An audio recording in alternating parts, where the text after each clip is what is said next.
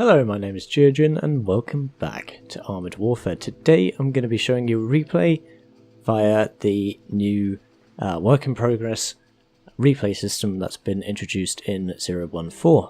Here we have a Type 69-2. I just played quite a good game in it and I'd like to show you how it went using the replay system. To look at the replays, you go to the right here and it says view replays just above the boosts button.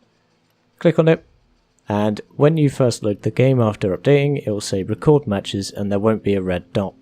Click there and the red dot will appear, and then when you close, the red dot will appear here as well. And that means every game you play will have a replay saved for it. So, oldest replays down here, newest replays up here. The arrows tells you what vehicle, what version, how long the game was, and it tells you the team lists. Who was on your team and in what vehicle, and who was on the enemy team and in what vehicle. So, without further ado, we'll hit play. Loads it up like it would be a normal battle. So it's a tier 4 game. I'm top tier. There are a lot of tier 3s, and the majority of tier 3 with a minority of tier 4s. Mix of tank destroyers and artillery. They seem to have more tank destroyers compared to us. We have one more MBT and a T-64, and they don't. So, here you can see the replay. As you see at the bottom there's a little overlay that says work in progress. You are at this fixed cam. Unfortunately, there is no internal cam that I can think of how to activate anyway. You can switch between vehicles and track them that way. You can pause, you can play, you can speed it up to 5 times by holding control and hitting pause with the left mouse button, or play again with the left mouse button and speed it up to 5 times and back down to 1 times. You can also do this by pressing the W key by making the camera move away from the vehicle, and we'll just pause it to show you that.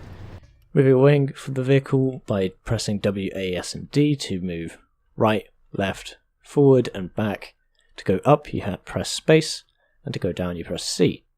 You can hide the UI by pressing F2 and re-engaging it by pressing F2. You can also speed up movement of the free cam by holding left shift, and left control brings up this mouse, like I said earlier, so you can hide this if you just wanted to see the minimap and the team score at the top. So there are also another feature where you can press 1 to save your camera's position. I'm going to do it in cinematic mode, you know, about the UI. So you press 1 to save a camera position, and say if I wanted to go over here, and then press 1 again to save a new camera position. It doesn't actually tell you this that you've saved a camera position yet when even if you have the UI on, so that's unfortunate, but you can press it multiple times. Press 1 again, and we'll head back to where I was, which was here, and we'll press 1 again. So that's saved several different cameras. And then we'll press 2 to set like set those cameras in motion. You'll see what I mean. So pressing 2, we start at camera position 1, and because the distance is quite far away, it will take quite a while for the camera to get over there. You can't move the mouse in this process, but it's useful for these sweeping shots of the map. For video creators like myself, it's quite nice to do this. However, you can't choose how fast it goes yet, and that's kind of unfortunate. The problem with that is you can't, say, track a vehicle very well, but hopefully, as it is work in progress, this is literally the first iteration of the replay system, we'll be able to get a proper functionality very soon. Seems we're going to go through the map. I thought it would go round, but I guess we didn't place another camera point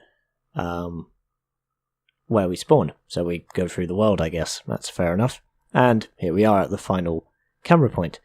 We will carry on with the game though, pressing left mouse once we've brought the UI back to return to the original position, and we'll play to see how this game went. So I've taken a position on the E1 and 2 ridge. That indicator means I've been targeted. Unfortunately, you can't hear the crew voices or see the UI to tell you that yet. Again, work in progress. Hopefully it will be improved in the next few patches. Also, I didn't mention, I may have mentioned this actually, you've got a slider at the bottom, which means, put a good shot there into the leopard, which means you can drag it back. Nope, you can't drag it back. That's embarrassing. But it tells you the how long the replay is. 7 minutes in this case. 7 minutes. Right. Get back into proper replay analysis mode. So we're taking fire from the front. We can switch to the frontal view to see where that shot. We get hit in the side and in the front again. Several shots coming in now. One was a heat round, one's high explosive from an autocannon from the from one of the XM800Ts, and we absorbed a couple of AP rounds from the front. You can tell what is what depending on the sound it makes when it hits your vehicle, when it penetrates or doesn't penetrate, as well as the flash of the shell. If you see a high explosive shell, you'll know it's a high explosive shell because it's much brighter than an AP shell. Put a shot there into the Geogen 90, and he pulls back. It is quite unfortunate, like I said, that you can't see what I was seeing at the time, which was focusing on that direction to get a shot into the LAV 300. That was a bit of a weird bug in the replay there, fair enough. It is the first iteration, I suppose. Enemy Geogen 90 creeping up on me. I noticed the threat, so I turn. He doesn't seem to want to fire until I put a shot into him, and he's firing heat at the front of a very well armed and sloped main battle tank for the tier. Of course, it's not composite like the T64, but it is still very well angled. Type 69 is quite a nice tank to play. It's more of a traditional tank compared to the Starship, and it has more armor and is slower than that of the OF-40. Putting shots into another XM800T. First one seemed to die on the other flank, I think, so that was the original one that was shooting us to begin with. This Type 69 has got himself into one of the bunkers, which is a bit unfortunate for him. We're taking fire. He's in here, but we can't actually see him, so never mind. When he appears again, there he is, we can see him. There doesn't seem to be like a smooth cam either, which is somewhat annoying, but we're taking hits from the right, and it's from these people over here, this AMX 10P Pack 90. Fortunately, I can't fly any faster. Come on. There we go. These two are putting shots into me from this ridge up here, because they have good access across the map. And back to... I could have just pressed left mouse. Back to me. I'm not really worried about the Type 59 in front of me. Taking shots in the side still. We're quite lucky that one of them is absorbed by the tracks, probably by the wheels. So we only take a bit more damage. We are on 525 hit points, which is a bit low. However, we're winning this quite nicely. Unfortunately, again, it doesn't tell you the damage counter. Maybe I should look in the settings, see if that's active for this. Gameplay, key bindings, modifiers, gameplay. Yeah, damage tag is active. UI.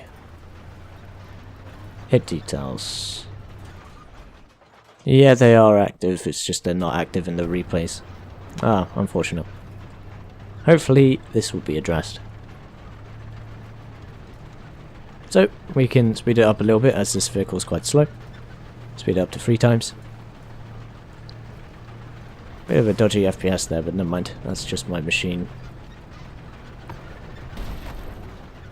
And there's only 2 artillery left, which unfortunately I don't get any damage on. So we'll just skip to the post-game statistics screen.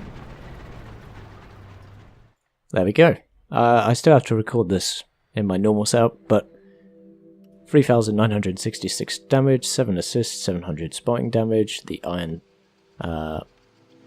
star, I've forgotten what it's called, but top on the team on damage and XP,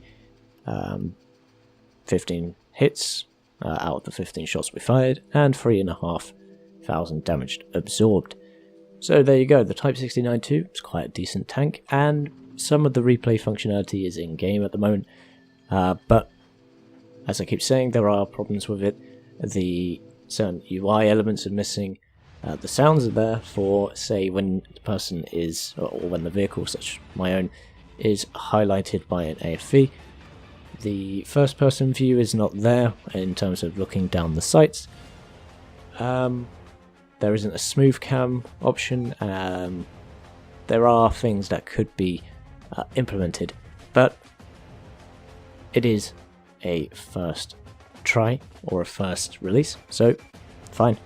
I look forward to its improvements, and tell me your thoughts down below. And as always, I've been Geogen, and I'll see you chaps and chapettes in the next one.